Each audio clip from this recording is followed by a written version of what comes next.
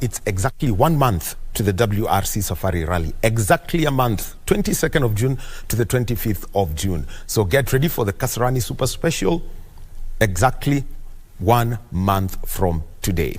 So let's continue with our conversation now on Sports Check this Monday morning. Just a recap, and we shall be getting on to Zoom with the Secretary General of the Basketball Federation, Ambrose Kisoi, live from Makueni. But we'll be talking tennis shortly, but also the Billie Party National Delegates Conference at the Ngong Racecourse.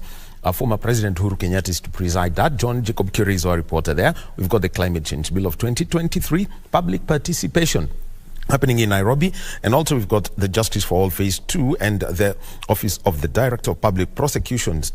The Malalamishi system launch, and this is at the Nairobi Remand and Allocation Prison, that is at Industrial Area. It's best known as the Industrial Area Prison, and also a proposed Kenya Finance Bill 2023 press conference.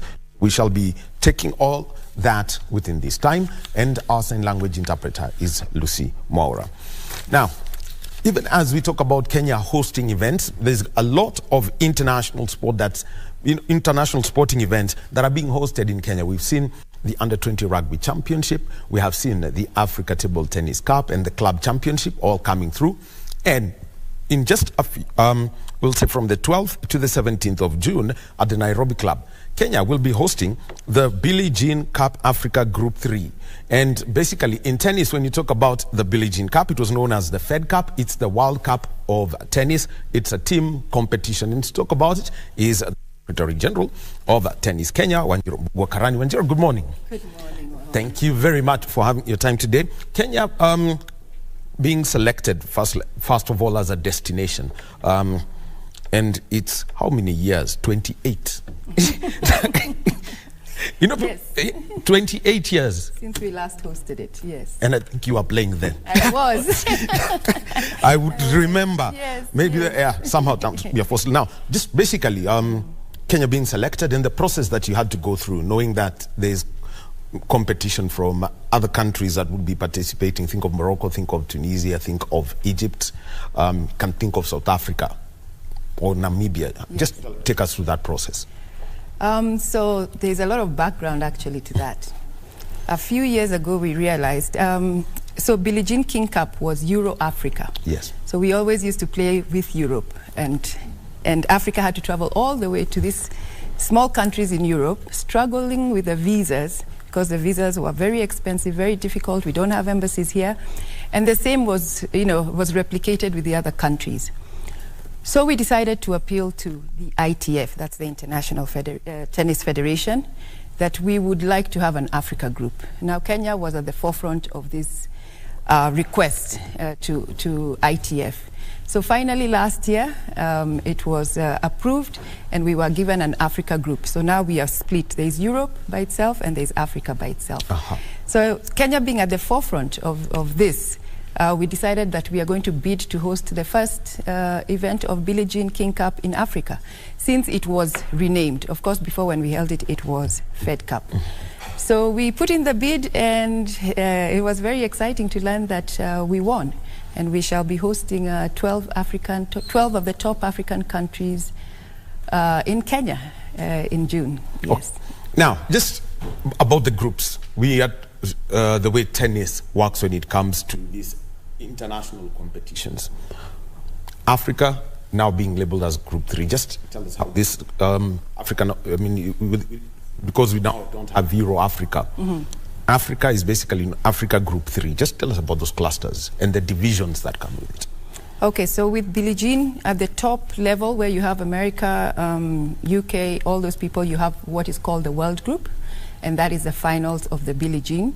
After that, you have Group 2, then you have Group 3, which is now where we are, which has now been split. Group 2 is now going to be where we are going to play Euro-Africa. And then we have Group 3, where we're going to play Africa, and we also have a Group 4, which will also be played in Africa. Of course, the other continents have the same groupings. There's one in Asia, there's one in Australia, whatever, Oceania, and yes, and so on. So once you win in your group, you go up. If you lose, then you go down. Yeah. Now, here you are, because you've mentioned about that. Kenya is basically a clay court country. How much evaluation has the ITF done? Because even as your bid is done, they always send people, they will come in and check our facilities. We've seen that, the conversations around football, or even we don't have enough gymnasia to host volleyball events. How do you do this? So with Kenya, first, just to correct you, it is Maram courts. What we have are Maram courts. Yes, very few countries in the world have Maram courts. That is maybe Kenya, India, and one or two others. But it is not an international surface. So to be able to hold this surface, we had to promise that we would do clay courts. Of course, the transition from Maram to clay is much easier than to hard courts. So we are working extremely hard at Nairobi Club. We've partnered with Nairobi Club and the government to turn those courts into clay in time for the event. Just talk about that, because when we see the French Open, we'll see this red stuff, or Madrid have got, at one point had the blue one. But just explain how different these two things are. Yeah, so Maram is a very loose kind of soil. So the surface becomes very slippery.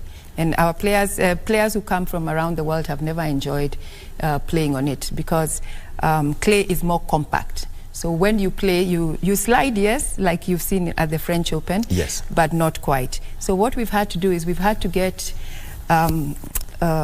bricks from Kakamega, Kisii, and all those places where they have fire-burnt bricks, come crush them, enable to be able to make that surface. So ideally, the bricks that people are using to put up their houses out in Western Kenya is what you're bringing? That is what we are bringing. And what about the construction work? Just describe it. I mean, how it's going to change. So, because this is now what everyone, I mean, it's an opportunity for people other clubs, and yes, that is true. So the process has been not that difficult. It takes maybe about 2 weeks to make the change. We just need a lot of material. So what has happened is already the Maram courts have a foundation, you know, and some drainage based. So what we had to do is remove the Maram, you know, dig up the Maram, then now add some of the components that are required of clay courts like sand, then compact it, then now put clay bricks, first the bricks, because there must be some drainage. Then on top of that brick, we're going to put some more loose clay, and then we are going to crush them. So that's now the process we are in. This Saturday we were already laying the bricks, and by today, tomorrow, we should be able to have crushed them. Talk to Tennis Kenya. We'll have real clay courts. That's right. And you don't actually need the actual bricks. Even the broken pieces, we can also use those. Yeah. Okay. Wanjiru will be coming back to you so that we can now talk about, you know, first of all, because she's played tennis, she will understand, you know, the surface and the impact and what changes players have got to do. We continue with our conversation on Sports Check, and we are talking about the Billie Jean Cup. The Billie Jean Cup is basically the World Cup of tennis, and this is the women's competition. Kenya is going to be hosting 11 other nations, and this is 1 week of great tennis festival being played at the Nairobi Club, which has got new courts, new clay courts. So the color will be different. It's not Maram, so we're going to have to play at the highest level. Now we're with Wanjiru Mbogokarani, who is the Secretary General, Tennis Kenya, and let's now talk about the team you've selected. First of all, none of them is older than 19. That's right. That's what I've picked up. What was the criteria for selecting them? The criteria for selection was also on ITF points and the WTA points that they may have. That's the women's tour. And of course, now our top players are actually the young ones. And we are very excited and very proud to be fielding a young team. Yeah, so the selection was based on the ITF rankings. So let's start. Angela Okutoi, she's in the United States. What's been her development since she moved out there? She's been playing some amazing tennis. She's playing for a university called Auburn, and has even played up to number 4 in her first semester, her first year in the US. She's been playing a lot of doubles. and they've been winning. And at my last check, the school was, had really gone up in their schedule to, I forget what they call it. The NCAA. Yes, up in the ranks of NCAA. I'm just not quite sure what it was, but they've done a great move, and Angie has been a key player in that team. And for Angie, it's doubled championship when winning at Wimbledon last year. I think that was the biggest story. Yes. How much are you who are you going to partner with her when it comes to this? Because you've got the choice of her twin sister, yes, Rosalida. You've got Alicia Wegi also, yes, who's amongst those are all Cynthia Cheruto. I am not able to tell you that. That is the coaches, headache. No, I wouldn't mind a headache like this. Exactly. Yes. So they are flying in this week. And from there on, they'll be under their coach Rogoi, and we'll be able to see now the different levels. Of course, the coach has been in contact with each of their coaches for the last 5 months, since January, just chatting and making sure that they will peak in time for this event. So we wait and see how they are. We're excited to see how they are playing. Yes, okay. Yeah. Well, the twin sisters will be here because Rosalida Sumo also playing in the US. Yes, and correct. The Rwanda Open silver medalist. And how much have you seen her grow? Because very little is said about Rosalida because of Angie's success. That is true. Sometimes she's overshadowed, but she's a great player on her own right. And especially now towards when she turned 18, it's like, it all just opened up for her, and she wants to be very much like her sister. At the W25, she is, she was one of the most popular players. Rosalinda was very shy, but now she's become outspoken, always on the court playing, managed to get a tennis scholarship to the US, and we are also quite excited to see what her progress so far. Cynthia Cheruto? Tell us about that. Yes, Cynthia Cheruto is one of our players. She's still in Form 4, so she's still here playing. She's also very determined to play. She, in spite of her being in Form 4, she still plays every single day. She does her homework at the courts. One of our administrators is her tutor, and they sit and do her homework. She gets back on the court. So she's a very determined young girl. Yeah. Now, the other one is the team captain, Alicia Owegi. Yes. Alicia has been our player for many years. She actually grew up playing alongside Angie. Again, many people may not know her, but she's a great player. She's playing in Texas A&M University, also in the US, under scholarship, and also under one of our former coaches who moved from Nairobi, went to work in the US, and happened to be in the same university. So same thing, we've been keeping tabs. The name. His name is Coach Willis. Coach Willis. So they are Billie Jean King, who's Francis Rogoi, also played with Willis. So they've been keeping tabs. The coach has been keeping tabs with all their coaches, and we think they're in a really good place for this tournament. Okay, very well. Now, down to the format of the competition. 12 teams. How is it going to be set up? There'll be 2 pools, and they will play a round robin. So it means that every day, every country will be playing a match. In the format of Billie Jean is 2 singles and 1 doubles, just like Davis Cup. So the country wins at the end of the day.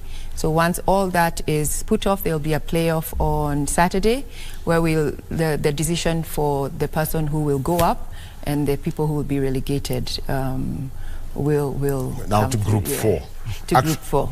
And so now taking a look at this, the playoffs, how will you decide? Is it the top 2, or how's it going? It's because there's going to be how many? 5 matches for each country. Yeah. So it's top 2 in each pool that will then go for the playoff. Yeah. Wow. Very tough competition. It's a very tough one. Yes. We have seen the men's team play in the Davis Cup, which is now the men's version of this competition. Correct. Go up, and you find that once you move up there, it starts getting tougher and tougher for everyone. Right. Yes. What's the story that Tennis Kenya has picked up from the Davis Cup that can now be transferred to the Billie Jean Cup? One of them is the first one that we decided to host. If you remember, the Davis Cup went up because they were at home, because they had home support on home ground. So that was the first learning, and that's why we were so eager to host Billie Jean at home. The players always enjoy when Kenyan fans come out to support them, as opposed to when they're out there and nobody knows them. So that's the first one. The second one is we're also going to put them in residential training. Basically, everything we do for Davis Cup, we will mirror Billie Jean. They will be in for residential camp. They will receive, all the kit and everything else that we also do for the men. Yeah. Now, let's also talk about the development pathway, because Parkland Sports Club has been hosting youngsters from all over the world. What's now moving on, and the experiences from the ones who've been playing there, the under 18s and 16s? Yes, so that has been Tennis Kenya's strategy for quite a bit of time. We've been hosting about 12 weeks of international competitions, and this year we decided to open it up to other clubs. So the first one that took up that offer was Parklands. So they were holding the ITF 18 and under.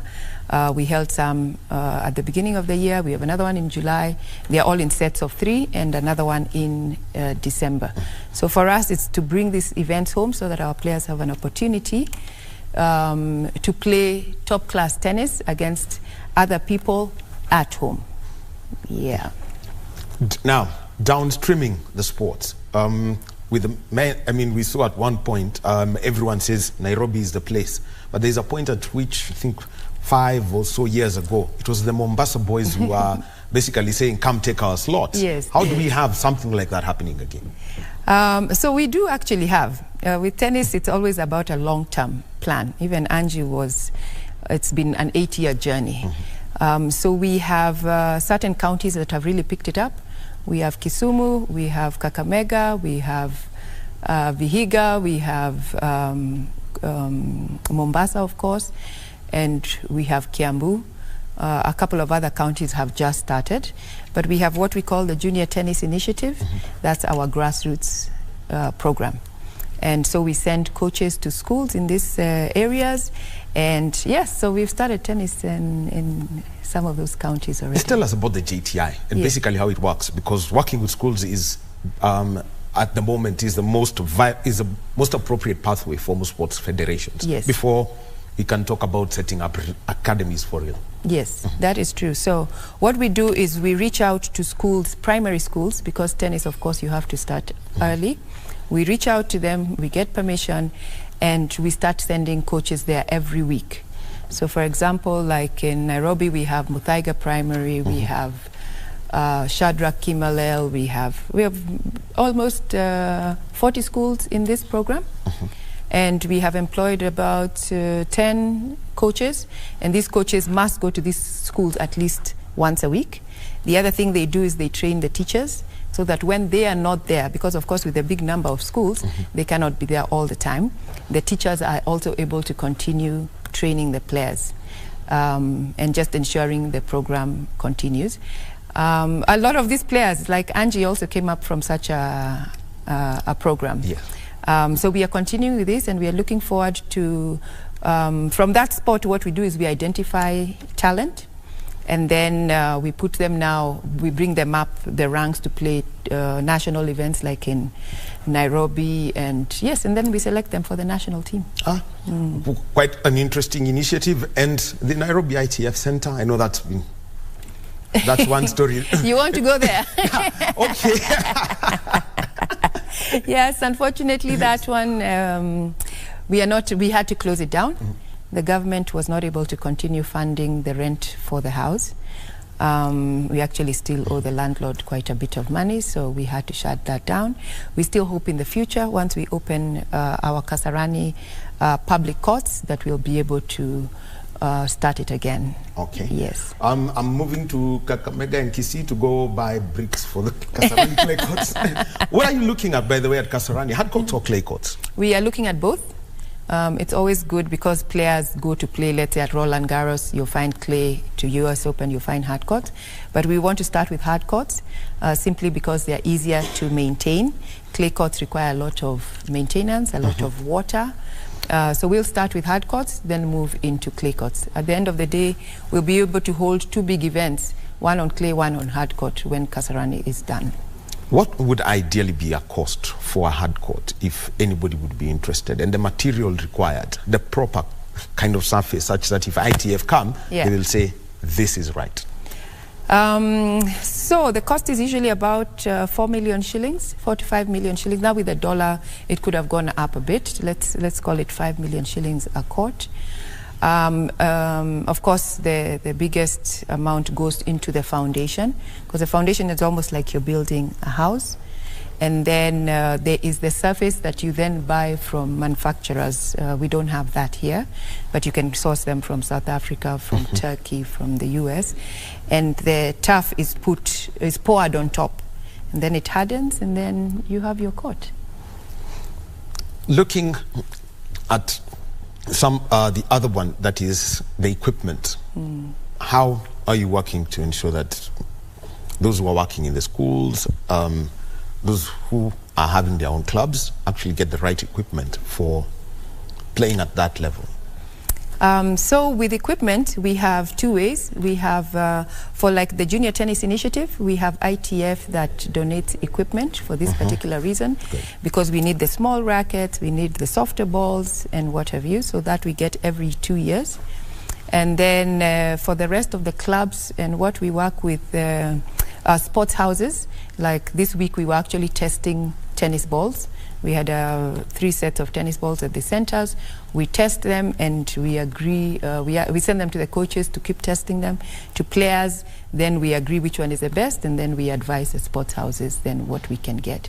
We also do the same for rackets that they sell here. Yeah, but the best thing is when you're learning how to play, make sure you ask your coach, and your coach will advise on the size of the racket and the material of the racket that you yourself require, because it's, there's something to do with size, with strength, and what have you. Okay. Well, finally, the 12th to the 17th of June, Billie Jean Cup, access to the Nairobi Club, what members of the public should know, charges and things like that. So everyone is welcome first. Everybody is very welcome. We're really looking forward to a lot of Kenyans coming to see and cheer our players. Angela Okutoi will be there. If you've never seen her playing, like most of you, this is your chance. This is your opportunity. It's a private club, yes, but they will open the gates for that 1 week to the public. We shall be charging 200 shillings for adults. Children are free, schools are free, and any group that may want to come, let's say like a university group, so long as they apply before, then they can come in for free. Yes.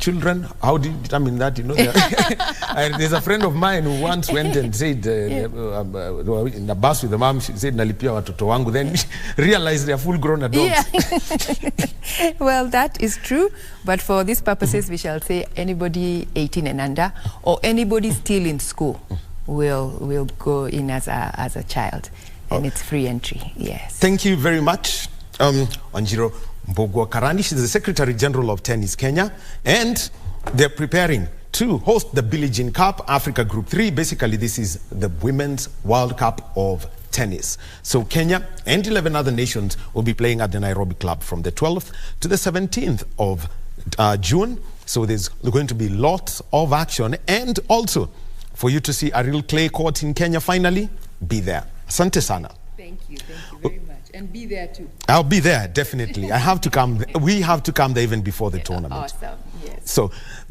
you've had it, and we take a break now. And when we come back, we'll be getting into some Zoom conversations on sport.